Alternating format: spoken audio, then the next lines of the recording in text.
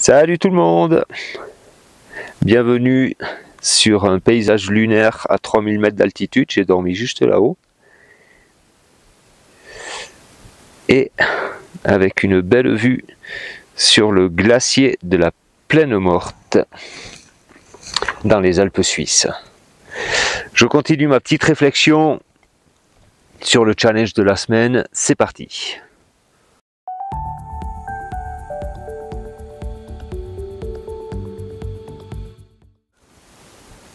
Je reviens sur ce challenge, cette invitation à arrêter de dire bonjour à une personne de notre choix qui nous est néfaste.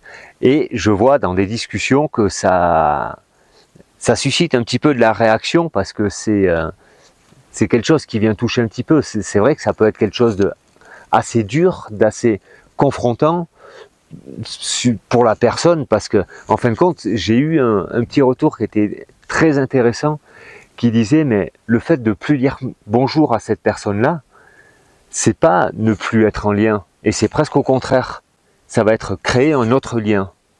Et c'est vrai en fin de compte, parce qu'on va faire un choix, c'est un peu une manifestation à quelque part.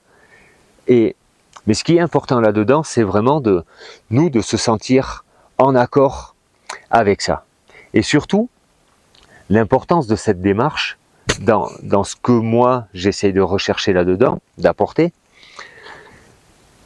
c'est en fin de compte de se dire ok, je suis une bonne personne, même si je suis impoli, et c'est de pousser un petit peu ça. Donc je vais me pousser à l'impolitesse, je vais tester cette chose-là, et pour me rendre compte que même si je suis impoli, j'arrive quand même à être une bonne personne. L'autre chose qui emmène à ça, et à la base, ça partait des ressources internes. Je parlais de ça, de quelles ressources on a en nous pour pouvoir affronter des situations difficiles. Ça fait partie de ça, parce que le fait tout d'un coup de changer de comportement face à une personne, ça va susciter des choses. Ce qu'il ne faut pas faire, c'est de projeter qu'est-ce que ça va susciter, parce que ça on ne sait pas. Peut-être que ça va être très doux, et peut-être aussi que ça va rien susciter, mais il y a des chances, une action comme ça, qu'elle suscite quelque chose. Donc nous, ça va nous challenger dans un changement de notre vie, dans un changement de notre relation, où il va falloir qu'on trouve une solution pour trouver un équilibre à tout ça, parce que c'est un petit peu ça, l'humain, il va toujours chercher à éviter les problèmes, à ne pas en avoir, et à régler et à être le plus calme possible pour ne pas être en danger. Et l'invitation de ça, c'est un petit peu ça en fin de compte. On va changer une habitude, on va changer quelque chose à notre avantage, puisque cette personne-là, en fin de compte, le lien qu'on a avec, il ne nous convient pas. Donc on va faire quelque chose de assez radical pour remuer la vase un petit peu. Et ça va nous challenger, ça va nous donner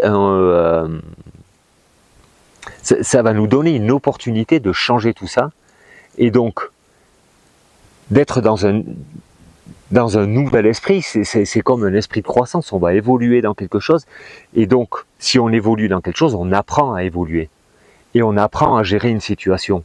On va créer une situation pour la gérer, pour apprendre à la gérer, et notre mindset, notre état d'esprit, il va évoluer avec ça.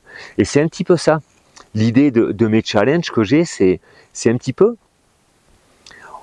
on va remuer notre entourage à notre avantage, pour apprendre à passer au-delà de situations compliquées.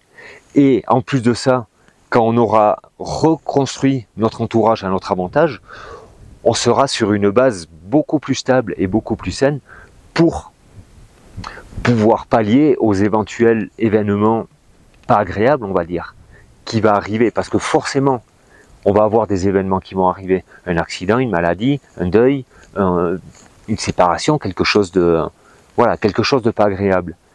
Et l'idée, c'est un petit peu ça, c'est oser bousculer les codes pour se recréer notre écosystème, pour apprendre à passer des situations difficiles, et pour se créer un environnement qui nous correspond plus et dans lequel on est au mieux.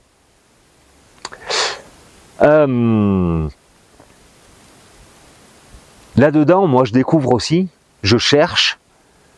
Alors je sais pas, il y a des fois peut-être que je vais être sur des mauvaises pistes, des fois je vais avoir l'impression d'être sur des mauvaises et alors que je serai sur une bonne, vice versa. Et c'est pour ça que vos retours, pour moi, ils sont hyper importants parce que c'est que ça m'aide en fait, ça m'aide à y voir plus clair là-dedans, à voir vers où aller, parce que moi j'évolue aussi avec ça.